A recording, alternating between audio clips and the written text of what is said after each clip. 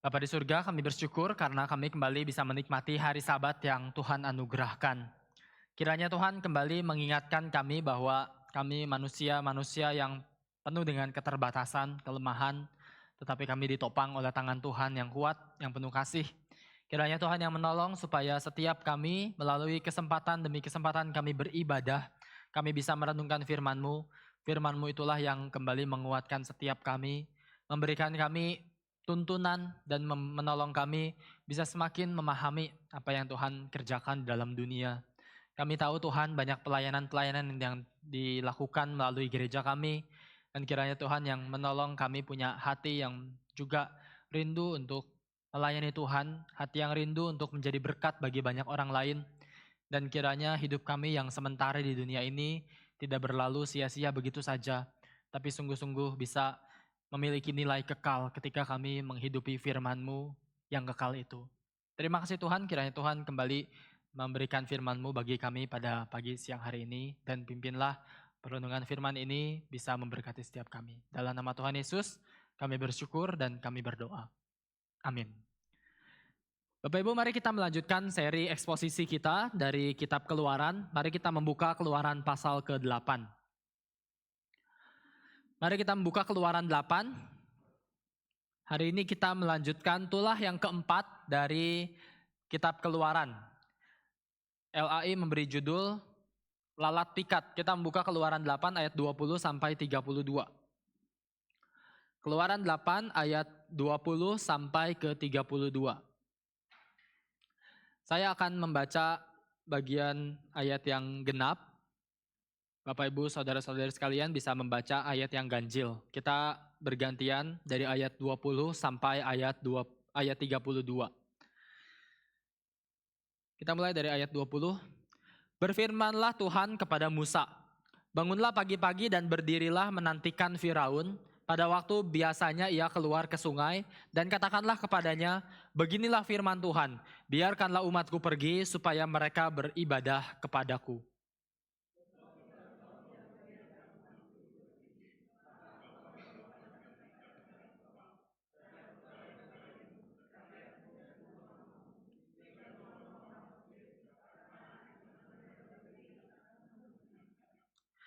Tetapi pada hari itu aku akan mengecualikan tanah Gosyen di mana umatku tinggal, sehingga di sana tidak ada terdapat pikat, supaya engkau mengetahui bahwa aku Tuhan ada di negeri ini.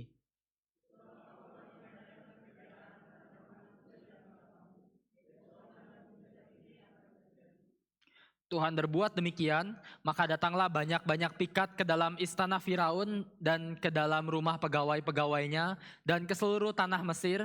Negeri itu menderita karena pikat itu.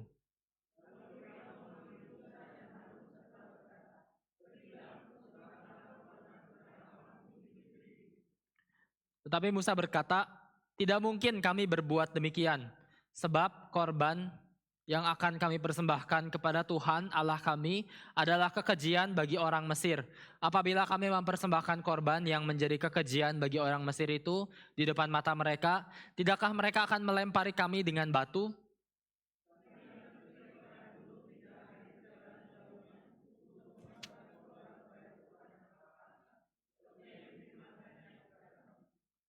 Lalu kata Firaun, baik, aku akan membiarkan kamu pergi untuk mempersembahkan korban kepada Tuhan Allahmu di padang gurun. Hanya janganlah kamu pergi terlalu jauh, berdoalah untuk aku.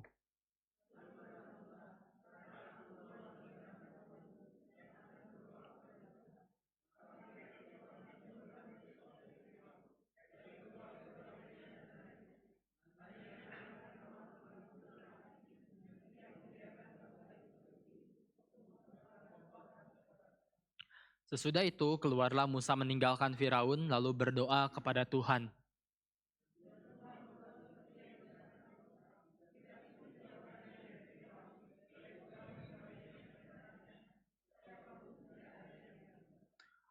Ayat 32, tetapi sekali ini pun Firaun tetap berkeras hati, ia tidak membiarkan bangsa itu pergi. Demikian pembacaan firman Tuhan.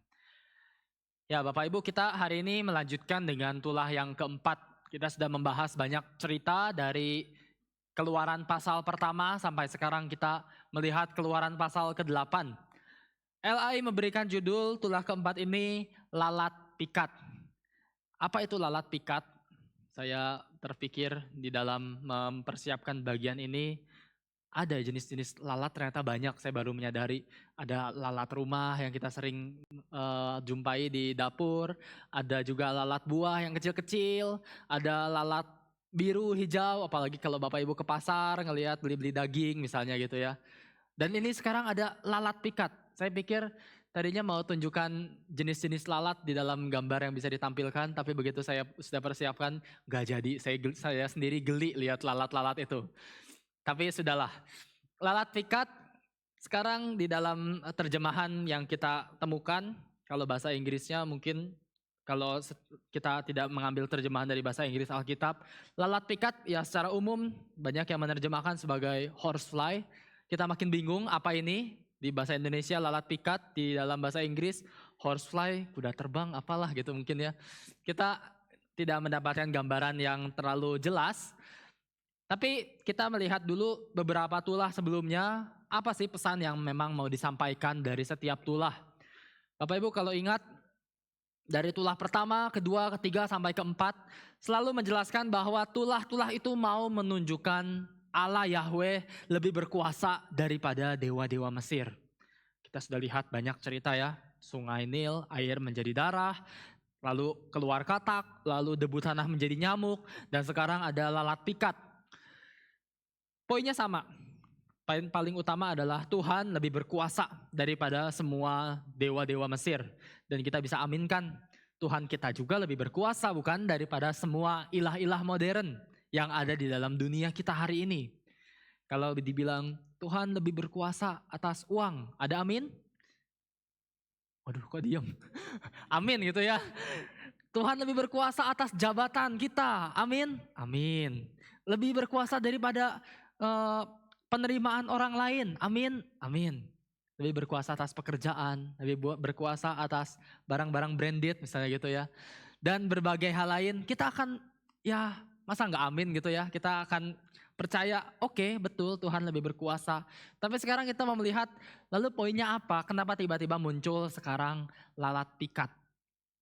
Ya Bapak Ibu di dalam cerita tulah-tulah sebelumnya sudah ada beberapa gambaran dewa. Sungai Nil punya dewanya. Karena itu Tuhan menggunakan tulah yang mengubah air sungai Nil menjadi darah supaya menunjukkan Tuhan lebih berkuasa daripada dewa sungai Nil. Lalu katak, mereka orang Mesir punya dewa katak. Dan Tuhan memberikan banyak katak untuk menunjukkan Tuhan berkuasa atas katak. Bukan seperti dewa Heket yang mereka percaya sebagai dewa katak waktu itu yang memberikan kesuburan. Nah tapi sebetulnya banyak penafsir melihat gak ada ya tulah yang hari ini lalat pikat itu sebetulnya gak ada dewa Mesir yang bentuknya seperti atau disimbolkan dengan lalat yang kita bayangkan hari ini. Maka beberapa penafsir mengatakan kayaknya ini bukan polemik terhadap agama Mesir. Tapi di sisi lain ada juga tafsiran yang kedua yang mengatakan enggak, ini tetap kok poinnya sama. Ini sebetulnya sebagai sebuah benturan antara Tuhan dengan dewa-dewa. Tapi dewa apa? Kalau lalat sendiri yang kita bayangkan hari ini bukan lalat yang dibayangkan oleh orang-orang Mesir pada waktu itu. Nah maka tafsiran yang banyak yang juga dipercaya oleh banyak ahli perjanjian lama mengatakan ya sepertinya ini bukan betul-betul lalat yang hari ini kita bayangkan. Tapi nanti kita lihat kenapa disebut lalat. Yang mereka percaya sebagai lalat pikat di dalam bagian ini sebetulnya mungkin mereka lebih bayangkan sebagai kumbang gitu ya. Agak jauh memang, tetapi bagi mereka kumbang itu sebuah hewan yang katakanlah mereka percaya juga kumbang memang bisa terbang dan banyak dijumpai di monumen-monumen di Mesir, ada di jimat-jimat dan lain-lain sebagainya. Mungkin bahasa Inggrisnya scarab gitu ya, itu lebih terkenal sebagai kumbang yang punya di kepalanya ada tanduk.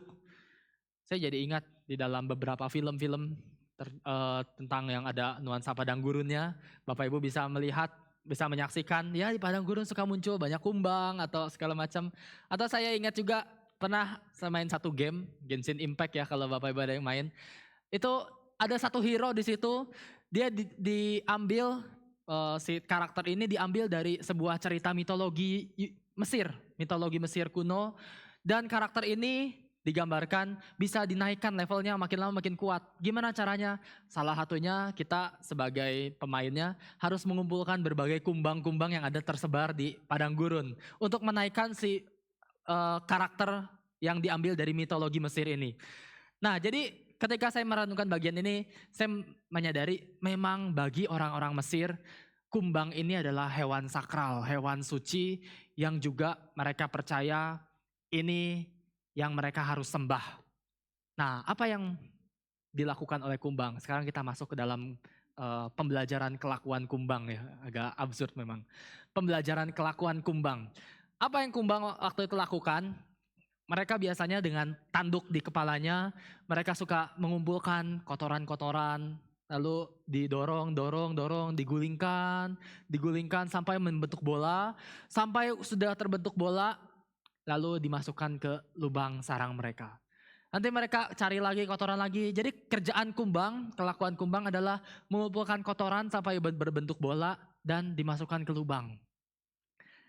Penafsir kemudian melihat, oke, sekarang apa yang bisa kita pelajari dari tulah ini?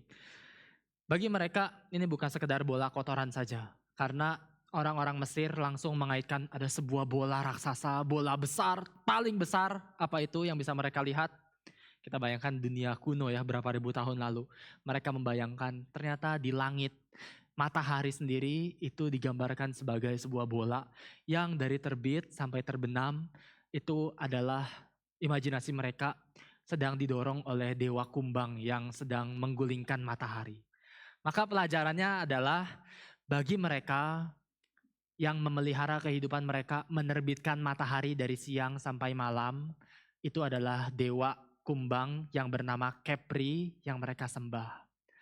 Maka perenungan pertama hari ini adalah Tuhan melalui tulah ini mau mengajarkan bahwa Tuhan satu-satunya Allah sejati yang memelihara.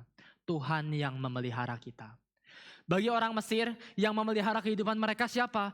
Oh, mereka percaya dewa kumbang ini, Kepri ini yang menggulingkan, mendorong matahari dari terbit sampai terbenam, membuat mereka bisa menikmati satu hari dengan pemeliharaan dari dewa ini. Dan disitulah pembelajaran dari tulah keempat ini, lalat pikat yang kita bayangkan sebagai kumbang itu, Tuhan mendatangkan semuanya bukan sebagai pemeliharaan, tetapi memberikan kerusakan, kehancuran. Inilah yang bisa kita renungkan. Tuhan mau mengajarkan banyak orang-orang mencari pemeliharaan di luar Tuhan. Tetapi Tuhan mau menegur bangsa Mesir waktu itu untuk sadar. Bukan dewa Kepri yang mereka sembah itu yang memberikan pemeliharaan bagi mereka. Tetapi hanya Tuhan. Tuhan yang sejati, Allah Yahweh. Bapak Ibu, kita hari ini membayangkannya kemudian kenapa ya kalau gitu dari kumbang itu bisa dikaitkan dengan lalat. Agak jauh memang.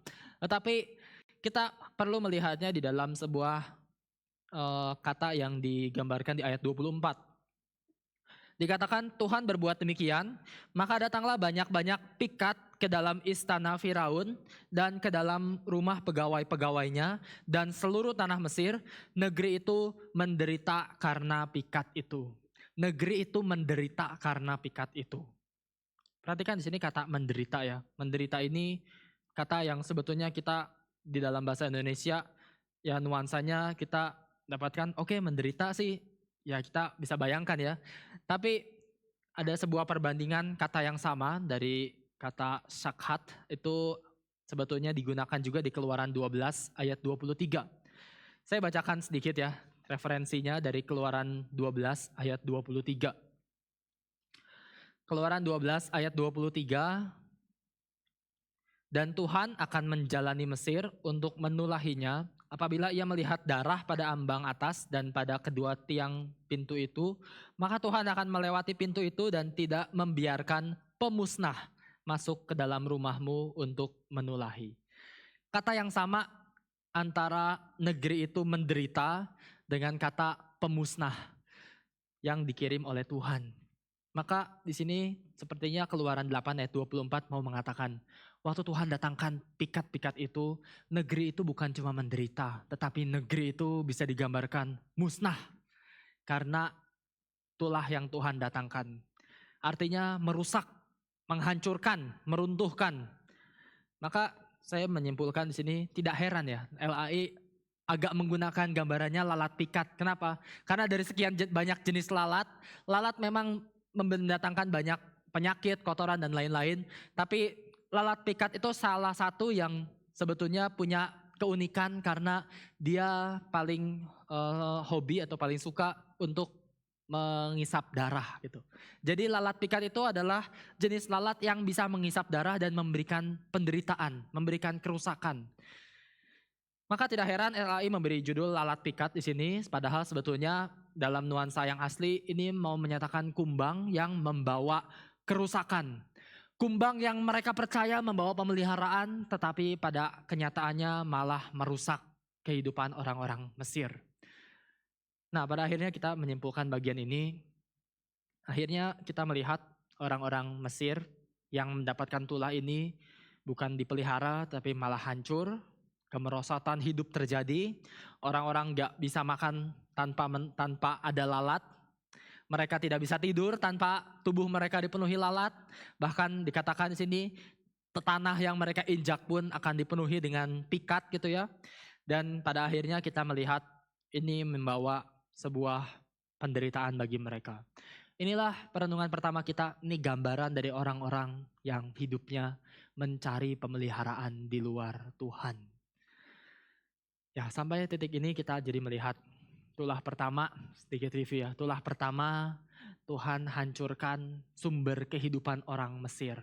Sungai Nil, sumber kehidupan diubah jadi kematian, air jadi darah. Tulah kedua, mereka gambarkan katak itu sumber kemakmuran. Tuhan hancurkan sumber kemakmuran mereka. Tulah ketiga, mereka percaya tanah, debu tanah diubah jadi nyamuk. Mereka percaya tanah itu punya dewanya sendiri. Ini sumber keamanan mereka. Tuhan hancurkan sumber keamanannya. Jadi sumber kehidupan sudah hancur, sumber kemakmuran sudah hancur, sumber keamanan sudah hancur. Dan sekarang sumber pemeliharaan dari Tuhan juga sekarang dihancurkan. Semakin meningkat ya, itulah yang diberikan oleh Tuhan. Pertanyaannya, kenapa sih Tuhan berikan tulah ini kepada bangsa Mesir? Tentu saja kembali lagi karena banyak orang mencari pemeliharaan seringkali di luar daripada Tuhan itu sendiri. Ya, inilah dunia yang sering meragukan pemeliharaan yang sejati daripada Tuhan. Inilah dunia yang sering merasa bisa memelihara dirinya sendiri. Kita melihat gambaran dari Mesir yang pada akhirnya mencari pemeliharaan dari dewa-dewa mereka sendiri dan Tuhan hancurkan kepercayaan diri mereka. Bapak Ibu, tapi cerita saya tidak berhenti sampai sini. Saya tarik sedikit lebih daripada cerita dari Keluaran. Ternyata memang bukan cuma orang-orang Mesir yang mencari pemeliharaan dari dewa mereka sendiri. Bahkan kita melihat kebudayaan Mesir yang sudah begitu luar biasa waktu itu, setelah hancur, setelah lewat masanya, ribuan tahun setelahnya muncul juga kebudayaan-kebudayaan lain. Kita bisa membandingkan dengan kebudayaan Yunani misalnya, berapa ribu tahun setelah Mesir. Di kebudayaan Yunani ada seorang filsuf terkenal juga yang bernama Epicurus. Tolong Bapak Ibu jangan salah fokus dengan kata kurus karena ini kata yang sensitif. Epicurus seorang yang pernah memberikan sebuah pandangan yang terkenal juga dan sering dipegang oleh banyak orang modern hari ini, sadar ataupun tidak. Ini juga tentang pemeliharaan Tuhan. Epicurus atau penganutnya yang disebut sebagai Epikurean, mereka percaya tidak ada namanya nasib gitu ya. Di dunia ini gak ada namanya nasib, gak ada namanya takdir. Mereka percaya, orang-orang Epikurean ini percaya dunia ya bergerak sesuai dengan kehendak bebasnya manusia. Kehendak bebas setiap kita.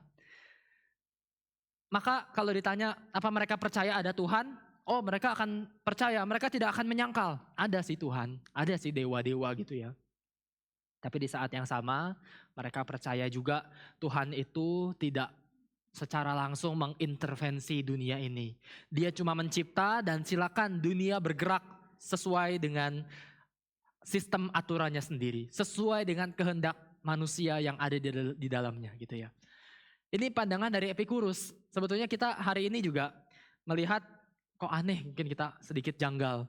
Tapi bukankah banyak orang juga yang sebetulnya seringkali mempertanyakan kehendak bebas. Seringkali kita agak dalam tanda kutip protes karena kok Tuhan nggak memberikan kita kebebasan dan lain-lain.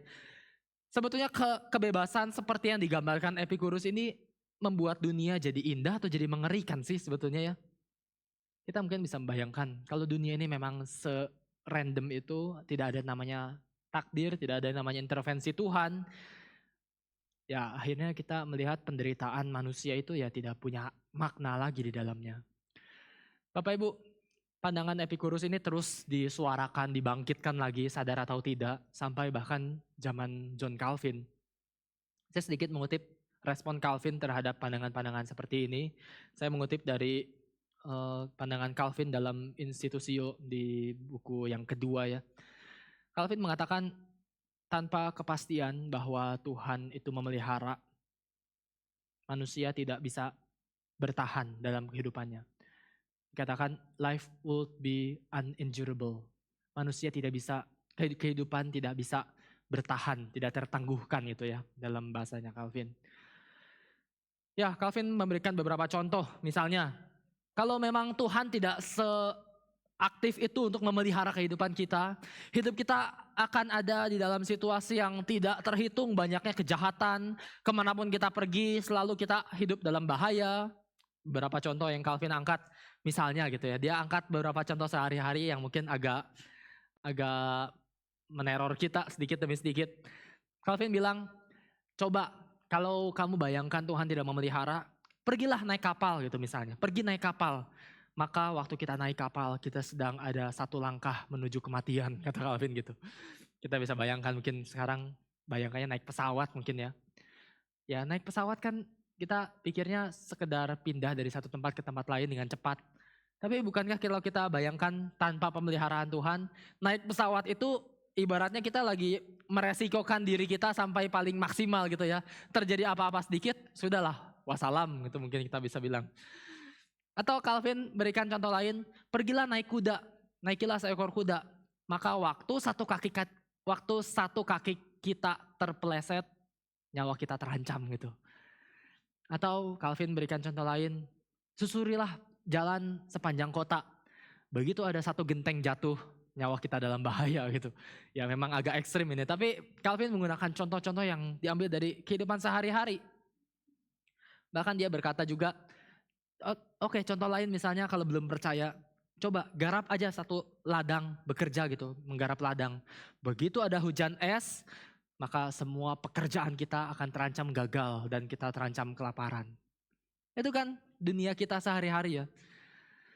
Bahkan Calvin sendiri jelaskan, bahkan kalau kita sembunyi gitu di dalam kebun pribadi yang tertutup dikelilingi tembok, dan disitulah akan ada ular yang menanti kita sepanjang hari tanpa kita sadari.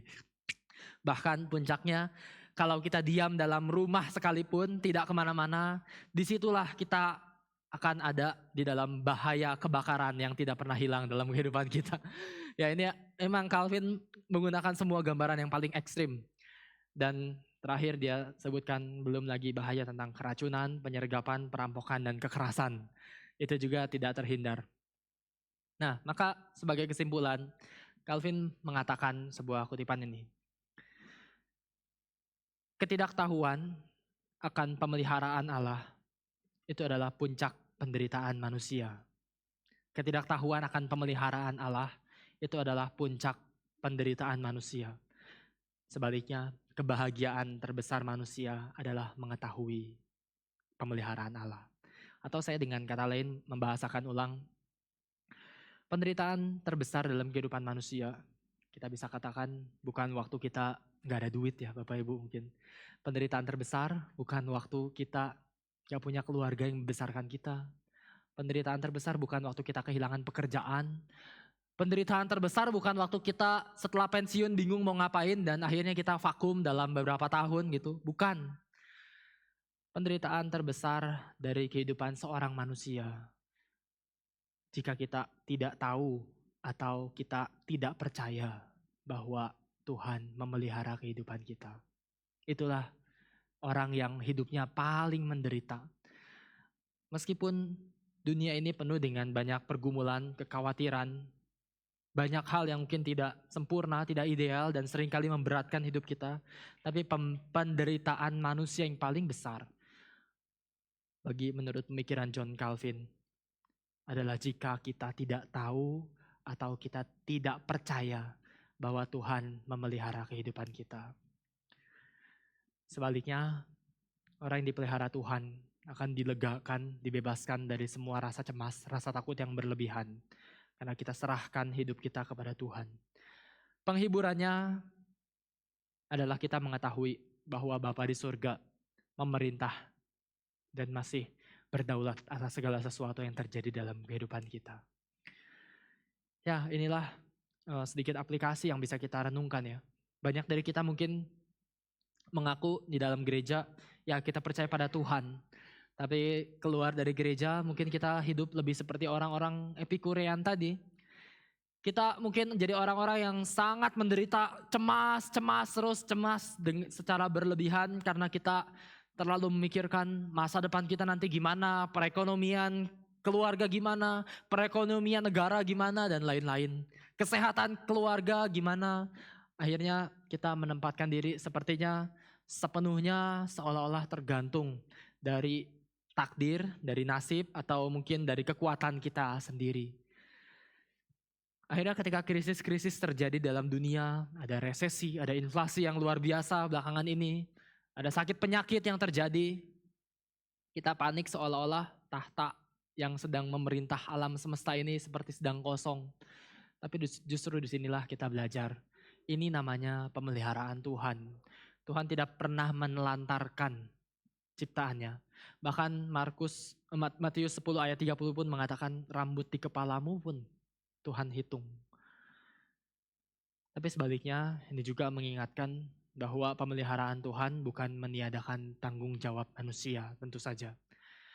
Justru di dalam semua hal yang Tuhan pelihara, Tuhan atur semua cerita, tapi Dia juga menggunakan setiap sarana-sarana yang ada untuk mencapai semuanya. Tuhan menggunakan akal budi kita, Tuhan menggunakan obat-obatan yang mungkin bisa memulihkan keadaan tubuh fisik kita, Tuhan menggunakan pekerjaan kita, Tuhan mungkin menggunakan juga perencanaan-perencanaan kita. Mari kita menempatkan diri di dalam semua hal yang rasa aman kita ada di dalam tangan Tuhan. Tetapi kita tetap bekerja di dalam dunia ini, mempercayakan sesuatu semuanya hanya dalam tangan Tuhan. Sekali lagi, orang yang paling menderita adalah mereka yang tidak tahu atau tidak percaya akan pemeliharaan Tuhan. Ini yang bisa kita pelajari yang pertama dari tulah keempat ya, tulah tentang lalat pikat yang kita lihat konteksnya dari bagaimana orang-orang Mesir melihat matahari digulingkan oleh dewa Kepri yang mereka percaya sebagai pemelihara mereka. Maka yang kedua, perenungan kedua yang bisa kita renungkan, bukan hanya Tuhan memelihara, tetapi yang kedua adalah Tuhan juga membebaskan. Tuhan yang membebaskan kita. Ya Bapak Ibu, ayat 20 kemudian kita melihat tadi dalam renungan kita. Ayat 20 dimulai dengan perkataan, bangunlah pagi-pagi dan berdirilah menantikan Firaun. Pada waktu biasanya ia keluar ke sungai dan katakanlah kepadanya, beginilah firman Tuhan. Perkataan pertama, biarkanlah umatku pergi supaya mereka beribadah kepadaku. Biarkanlah umatku pergi supaya mereka beribadah kepadaku. Ini menunjukkan dari awal ada dua hal yang Tuhan tekankan. Tuhan menuntut sesuatu dan ini menjadi tujuan hidup dari bangsa Israel juga. Tuhan menuntut supaya Firaun membebaskan, supaya mereka orang Israel bisa beribadah. Tuhan menuntut dan Tuhan memberikan tujuan. Tuntutannya supaya mereka bebas dan tujuannya supaya mereka bisa beribadah. Maka ini adalah tuntutan yang mutlak. Firaun tidak punya hak sedikit pun untuk menahan bangsa itu tetap ada di dalam perbudakan.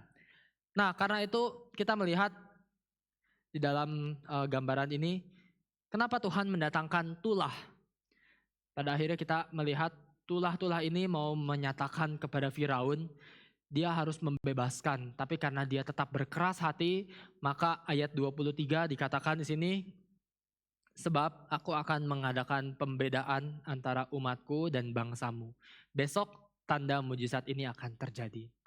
Tuhan di kesempatan ini, di tulah keempat ini pertama kalinya menekankan, aku akan mengadakan pembedaan. Apa itu pembedaan? Dalam gambaran pembedaan di sini, kita nuansa dalam bahasa Indonesia tidak terlalu jelas juga. Memang perlu membandingkan beberapa bagian. Tetapi pembedaan di ayat 23 ini, kata pembedaan cuma muncul sepanjang perjanjian lama sebanyak 4 kali. Dan sepertinya saya perlu tekankan bagian ini, pembedaan di sini bernuansa artinya dengan kata lain penebusan ya Bapak Ibu. Tuhan sedang membedakan dalam arti Tuhan mau memberikan gambaran Israel itu sedang ditebus, sedang dibedakan. Ini adalah bangsa budak, tetapi sekarang Tuhan memberikan pembayaran yang lunas. Nah, kalau kita jujur dengan cerita Israel sendiri, bangsa Israel itu kan aslinya mereka juga nanti, ya kita tahu ya ceritanya, Israel juga bukan bangsa yang baik. Mereka juga bangsa yang tegar tengkuk, suka memberontak. Mereka juga nanti akhirnya hobinya menyembah berhala dan lain-lain. Mereka sama berdosanya dengan orang Mesir yang layak dihukum. Tapi sekarang Tuhan memberikan pembedaan. Di tanah Gosyen, Tuhan tidak memberikan tulah. Supaya apa? Supaya orang Israel ini sadar. Orang Mesir juga sadar. Inilah namanya penebusan. Namanya penebusan adalah Tuhan membebaskan. Supaya mereka mencicipi sedikit bahwa pembebasan Tuhan itu sudah tuntas. Pada akhirnya bangsa Israel memang gagal memahami ini. Mereka nanti sudah keluar dari Mesir. Mereka sudah melihat tangan Tuhan yang luar biasa. Mereka menyeberangi laut Teberau yang terbelah dua. Tapi pada akhirnya di padang gurun itu mereka nanti mendapatkan mana dari surga. Tapi mereka tetap berkeluh kesah. Mereka bersungut-sungut lagi. Waktu datang mana, datang pemeliharaan Tuhan di padang gurun, mereka masih bisa-bisanya bertanya juga, Tuhan kenapa kami harus sengsara di tempat ini? Coba kalau kami masih di Mesir, kami akan berada di depan kuali berisi daging dan bawang prei dan lain-lain gitu ya. Itu gambaran yang Israel tetap miliki waktu mereka sudah bebas. Israel bebas, tetapi pikiran mereka masih terjebak di Mesir. Dan ini yang sebetulnya Tuhan mau tekankan. Ini bukan hanya teguran bagi bangsa Mesir, tetapi bagi Israel juga yang kemudian membaca bagian ini. Mereka jadi ingat, iya selama ini tulah-tulah yang Tuhan berikan juga menegur bangsa Israel yang katanya bebas, tetapi pikirannya masih terikat di Mesir. Tapi bukankah seringkali ini yang menjadi gambaran dari kehidupan banyak umat Tuhan?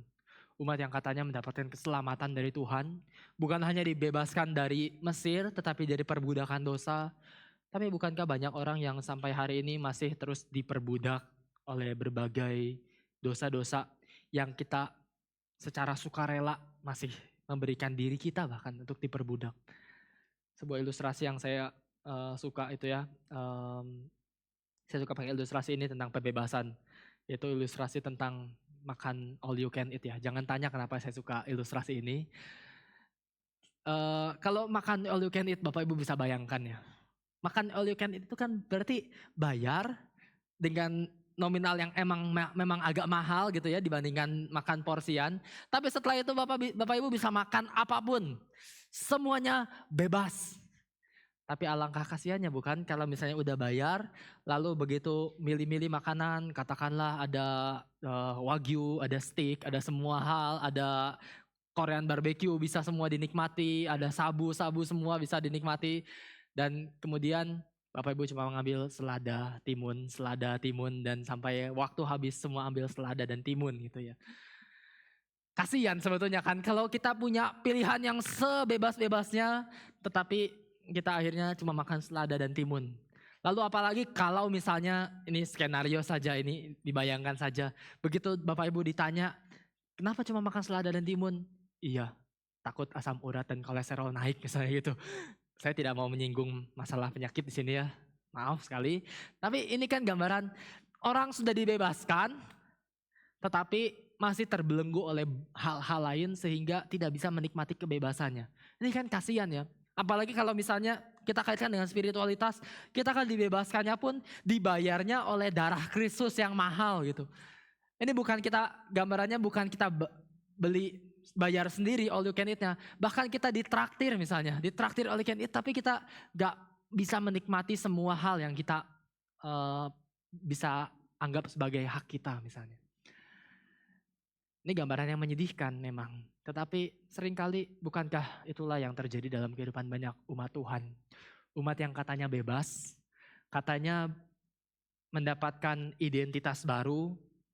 Ya memang seperti Israel dulu juga mendapatkan pembedaan dari Mesir. Goshen dibedakan dengan dari Mesir. Bukan karena kehebatan Israel. Israel pun bangsa pemberontak. Israel pun bukan orang yang paling hebat, paling suci. Demikian pun kita bukan orang paling hebat dan paling suci. Tapi kita akan diberikan anugerah yang sama.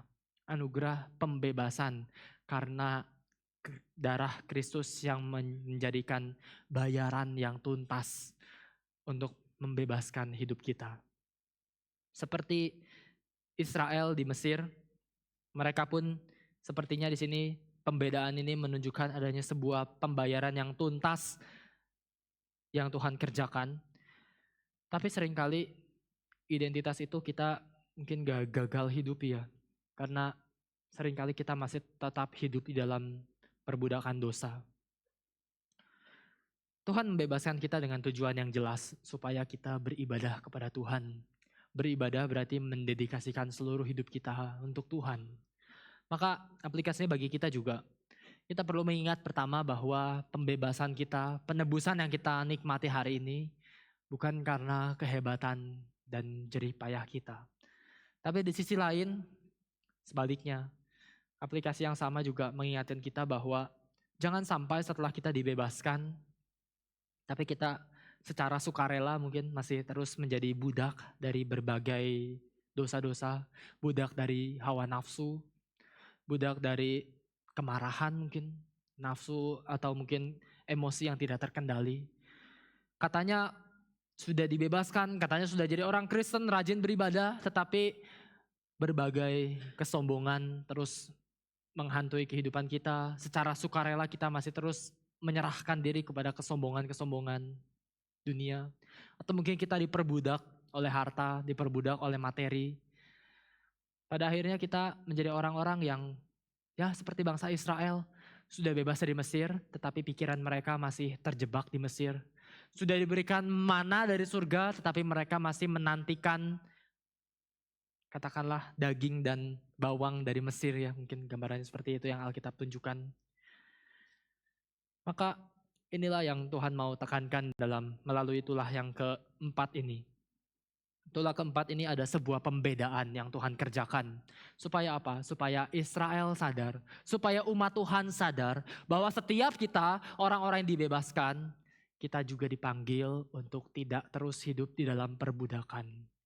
Maka mari kita menilik hati kita hari ini. Apa yang seringkali kita masih terus bergumul jatuh lagi dan jatuh lagi di dalam dosa-dosa yang terus kita lakukan. Entah itu hawa nafsu, baik hawa nafsu mungkin hawa nafsu seksual yang tidak beres, atau mungkin kita diperbudak oleh emosi yang tidak terkendali, kemarahan yang begitu meluap-luap, atau mungkin kita diperbudak oleh rasa dendam yang terus-menerus tidak habis-habisnya. Atau mungkin hal-hal kecil pun kita terdorong untuk sedikit demi sedikit, hal yang kecil pun dibuat jadi besar dan akhirnya menjadi banyak permasalahan di dalam keluarga. Sebaliknya bisa juga hal-hal yang serius, hal-hal yang besar kita anggap enteng dan kita anggap lalu begitu saja. Ini kan sebuah gambaran yang tidak sehat dari perbudakan karakter yang keliru. Ada orang-orang yang mungkin diperbudak karena ketika menganggap hal kecil dianggap jadi besar, akhirnya mudah marah. Ini kan diperbudak oleh emosi yang tidak kudus. Tetapi sebaliknya ada orang-orang yang hal besar dianggap sepele, dianggap kecil. Akhirnya semua hal digampangkan, semuanya dianggap remeh. Sehingga ketika menjalani kehidupan yang seperti ini, akhirnya kita diperbudak dengan apa? Kehidupan yang pragmatis bukan? Kehidupan yang tidak mau mengambil resiko, kehidupan yang tidak mau untuk menghadapi tantangan, tidak mau menyelesaikan dosa, bahkan mungkin kita merasa udahlah daripada hal besar, hal besar dimasalahkan, udah kita anggap remeh begitu saja, padahal mungkin itu hal-hal yang bisa merusak relasi keluarga. Bukankah ini gambaran dari kehidupan yang mungkin tidak mau bertumbuh ya sebetulnya di dalam pertolongan Tuhan. Maka gambaran tulah keempat ini mau mengajarkan kita pembedaan itu Tuhan buat antara Goshen dengan Mesir. Supaya kita sadar kita dipanggil untuk tidak terus-menerus menjadi budak dosa. Ini yang kedua, Tuhan yang membebaskan kita. Dari yang pertama, Tuhan memelihara. Yang kedua, Tuhan membebaskan. Tapi yang ketiga, kita menutup bagian ini sebagai perenungan yang terakhir.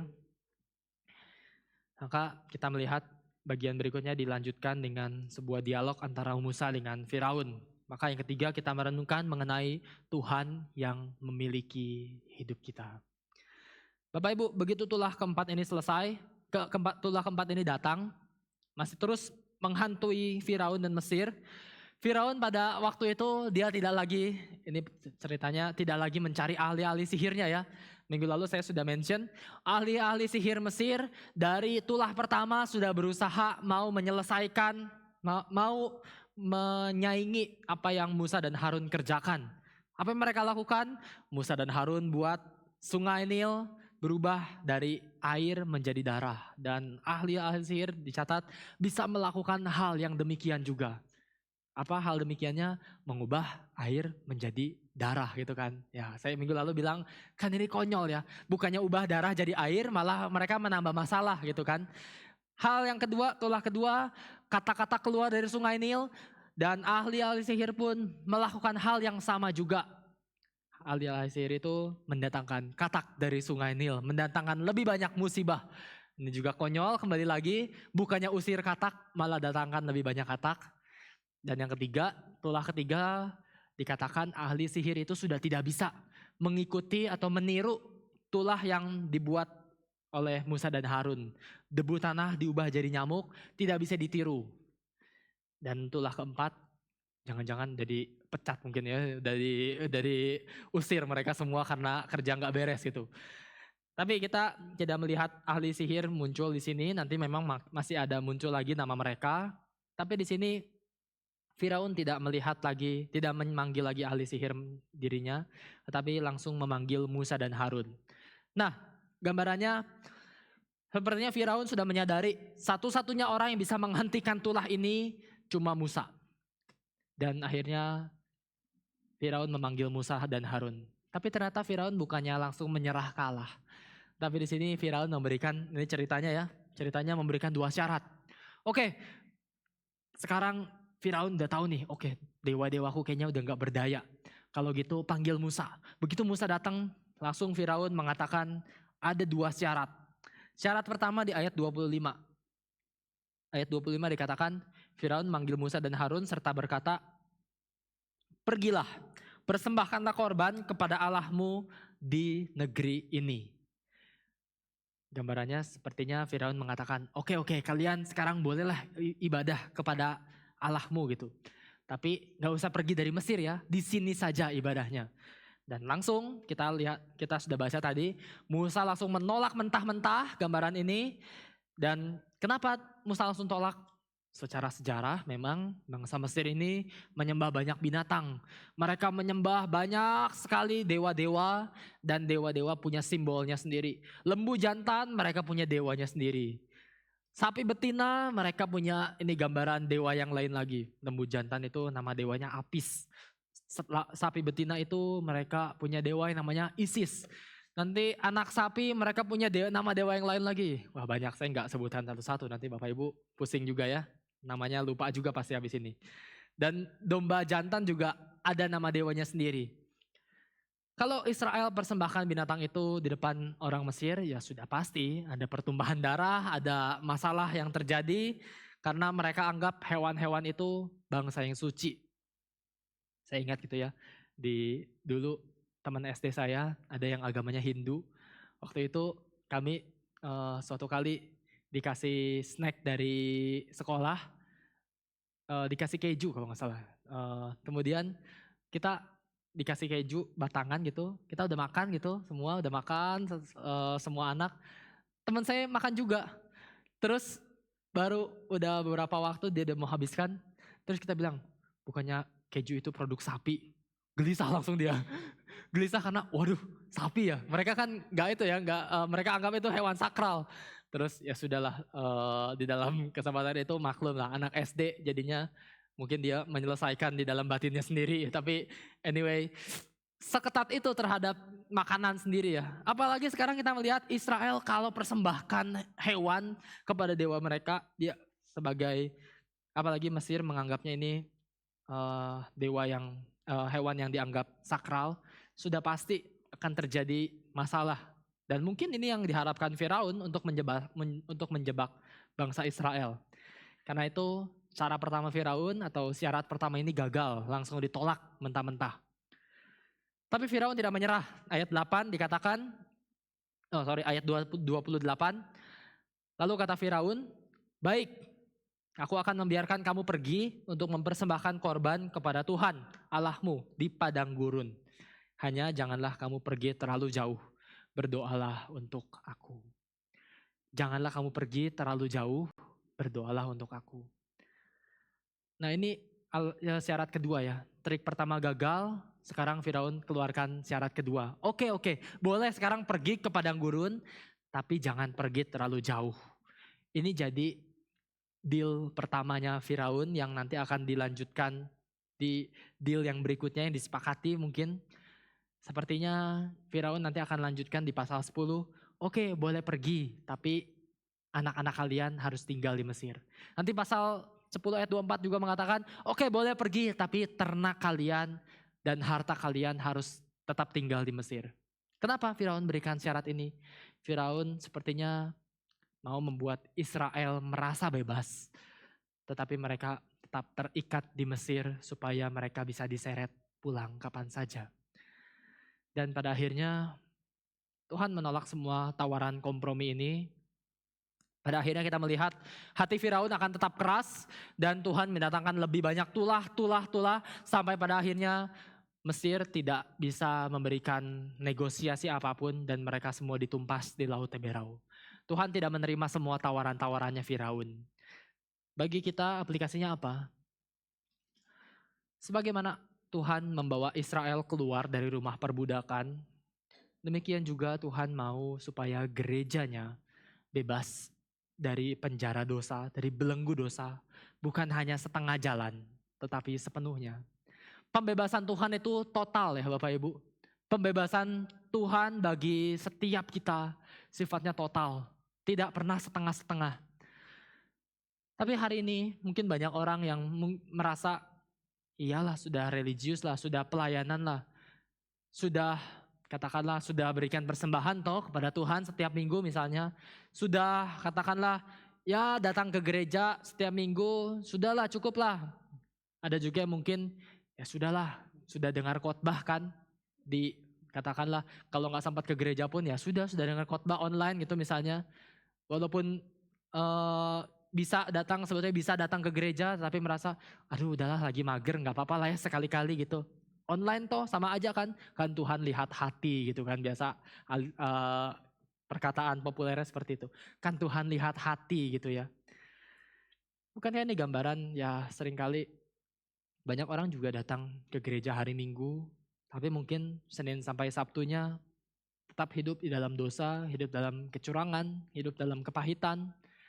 Sepertinya kita merasa sudah mempersembahkan beberapa korban kepada Tuhan, korban pelayanan, korban persembahan, korban waktu misalnya. Ya asalkan kita jangan dipaksa betul-betul meninggalkan Mesir, asalkan kita jangan betul-betul disuruh meninggalkan dosa-dosa kenyamanan kita, asalkan kita jangan betul-betul disuruh, ya katakanlah meninggalkan semua apa yang membuat kita aman hari ini. Ya udah kita anggapnya kita sudah beribadah kepada Tuhan. Tapi gambaran di sini adalah sebaliknya. Menjadi milik Kristus berarti kita meninggalkan Mesir, meninggalkan dosa sepenuhnya dan mengikut Dia. Maka aplikasinya bagi kita, mari kita lebih mewaspadai banyak bisikan-bisikan iblis, katakanlah seperti itu. Bisikan-bisikan yang mengatakan, sudahlah jangan terlalu serius. Sampai hari ini iblis pasti akan terus menggunakan berbagai bisikan atau bujukan untuk berkompromi. Yang sama persis prinsipnya seperti apa yang Firaun katakan kepada Musa. Demikian juga iblis katakan kepada kita dengan cara-cara yang lebih halus. Firaun dulu mengatakan, baiklah, baik kamu boleh beribadah kepada Tuhan Allahmu di padang gurun, hanya jangan pergi terlalu jauh. Nanti Firaun mengatakan lagi, boleh beribadah tapi anak-anakmu tetap di Mesir. Boleh beribadah tapi hartamu dan ternakmu tetap di Mesir. Hari ini juga bisikan itu akan berbicara, mungkin gambarannya, beribadahlah kepada Tuhan. Tapi ya gak perlu terlalu serius. Batasi sajalah 1 jam atau 2 jam tiap minggu pagi. Sisanya silakan menikmati hidupmu dalam dosa sekalipun. Yang penting minggu sudah beribadah, bukan? Oh iya, kamu boleh ke gereja tapi ya biarkanlah kalau anak-anakmu dibentuk oleh nilai-nilai dunia yang sekuler, konsumerisme, materialisme, hedonisme dan lain-lain. Sudahlah, itu bukan urusan terlalu penting lah gitu gambarannya. Sudahlah, gak apa-apa kamu boleh ke gereja, tapi untuk anak-anakmu ya biarkan mereka memilih jalannya sendiri. Gak perlulah dipaksa-paksa ke gereja misalnya gitu. Bukankah ini gambaran yang sama yang akan mengatakan, iya ikut Tuhan, tapi kalau total pada Tuhan itu urusan lain. Silakan melayani, tapi kalau udah melibatkan dompet dan harta ya itu kan beda cerita gitu ya. Ini kan gambaran bisikan-bisikan yang Tuhan mau ingatkan kepada kita. Bisikan inilah yang akan terus kita hadapi dalam kehidupan kita hari lepas hari. Dan kembali lagi, tulah keempat ini bukan sebagai teror, tapi ini sebagai pengingat. Ketika bisikan seperti itu datang, kita diingatkan akan status kita bahwa seharusnya kita adalah orang-orang yang dimiliki oleh Tuhan. Maka jangan berikan kesempatan, jangan berikan celah kepada iblis sekecil apapun untuk menggoda kita, mengkompromikan iman kita. Pada akhirnya kita melihat bayang-bayang di tanah Gosyen ini akan terus berlanjut. Nanti tanah Gosyen ini yang dibedakan oleh Tuhan akan dinikmati lebih besar lagi oleh bangsa Israel. Mereka yang sudah ditebus, mereka yang sudah dibebaskan akan sungguh-sungguh dipisahkan dari Mesir. Walaupun belum sempurna ya, tetapi mereka akan menikmati cicipan yang lebih besar. Pada akhirnya mereka akan melihat nanti tulah ke-10, Tuhan memberikan pembedaan yang lebih besar, di mana mereka yang mengoleskan darah anak domba akan bebas dari kematian. Anak sulung mereka akan bebas dari kematian. Sedangkan anak-anak sulung Mesir mati. Bukankah ini gambaran yang akan membawa kita kepada figur Yesus Kristus? Di mana setiap orang yang ada di dalam Kristus sungguh-sungguh menikmati pembebasan dan pembedaan daripada Tuhan. Engkau dan saya hari ini ketika kita berkata kita orang Kristen, orang-orang yang mengikut Kristus, hari ini kita juga adalah orang-orang yang sudah dibebaskan. Pertanyaannya, masihkah kita mau secara sukarela memberikan diri kita diperbudak oleh dosa? Atau kita sungguh-sungguh hari ini, Tuhan, aku mau dimiliki oleh Kristus selama-lamanya. Kristus adalah Tuhan yang pada akhirnya menunjukkan Dia memelihara kita. Dia menyediakan apa yang paling kita perlukan. Apa yang kita perlukan hari ini tuh Bapak Ibu? Tuhan ketika berkata Jehovah Jireh, Allah menyediakan. Di situ Tuhan menyediakan apa? Jehovah Jireh itu Tuhan menyediakan bagi Abraham, Tuhan menyediakan anak lembu, anak domba untuk dipersembahkan. Dan bukankah Yesus Kristus juga sebagai Jehovah Jireh, sebagai Allah yang menyediakan, Dia sediakan apa? Dia sediakan dirinya supaya engkau dan saya diselamatkan. Maka hari ini kita melihat Tuhan memelihara kita dengan menyediakan yang paling besar yang kita perlukan, yaitu Kristus sendiri diberikan bagi kita. Kristus sendiri membebaskan setiap kita dari belenggu dosa. Dan Kristus sendiri yang membuat kita bisa kembali dimiliki oleh Bapa di surga. Kalau hari ini kita diberi pilihan, ketahuilah bahwa hidup mengembara di padang gurun yang gersang, tetapi disertai Tuhan dan dipelihara oleh Tuhan, itu akan jauh lebih indah daripada kita menikmati kenyamanan kemewahan Mesir, kemewahan atau kenyamanan dosa, tapi hidupnya di bawah bayang-bayang murka dan tulah daripada Tuhan. Maka mari kita menentukan pilihan kita. Pilihan untuk kita memberikan hidup kita untuk dipelihara Tuhan, dibebaskan Tuhan, dan dimiliki Tuhan dari sekarang sampai selama-lamanya. Pujian yang kita tahu pernah kita nyanyikan di sini, pujian yang diciptakan oleh Pendeta Stephen Tong, Aku milik Tuhan ya. Itu pujian yang begitu indah.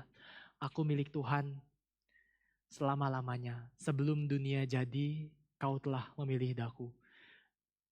Dikatakan aku milik Tuhan. Kapan? Beberapa lama? Selama-lamanya. Selama-lamanya itu lebih dari 1000 tahun, lebih dari 10.000 tahun, lebih dari 100 juta miliaran tahun. Aku milik Tuhan selama-lamanya.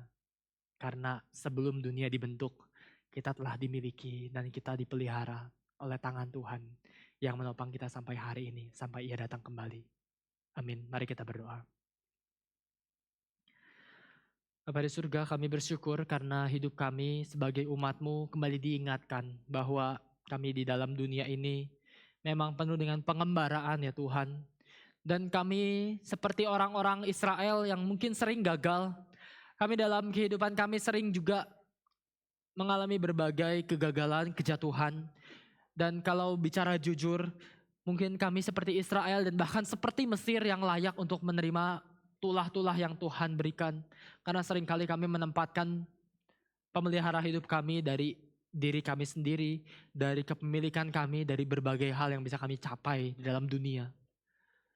Tapi kiranya Tuhan mengingatkan kami kembali pada pagi siang hari ini bahwa hidup kami ditopang oleh tangan Tuhan yang penuh kasih. Hidup kami dipelihara oleh kasih-Mu yang tidak habis-habisnya dalam kehidupan kami. Dan kasih Tuhan tidak meniadakan tanggung jawab kami. Tanggung jawab untuk hidup kudus, tanggung jawab untuk hidup suci di hadapan Tuhan, tanggung jawab untuk hidup dengan benar, dengan sepenuhnya melihat bahwa Tuhan bekerja melalui kehidupan kami. Berkatilah Tuhan, kiranya kami menikmati pembebasan dan bukan menikmati belenggu. Kiranya kami menikmati indahnya hidup ditebus Kristus dan kami tidak mau hidup di dalam berbagai perbudakan yang secara sukarela kami berikan hidup kami untuk masuk di dalamnya. Tapi kiranya kami terus menikmati hidup yang dimiliki oleh Kristus mulai sekarang sampai selama-lamanya. Hanya dalam nama Tuhan Yesus kami bersyukur dan kami berdoa. Amin.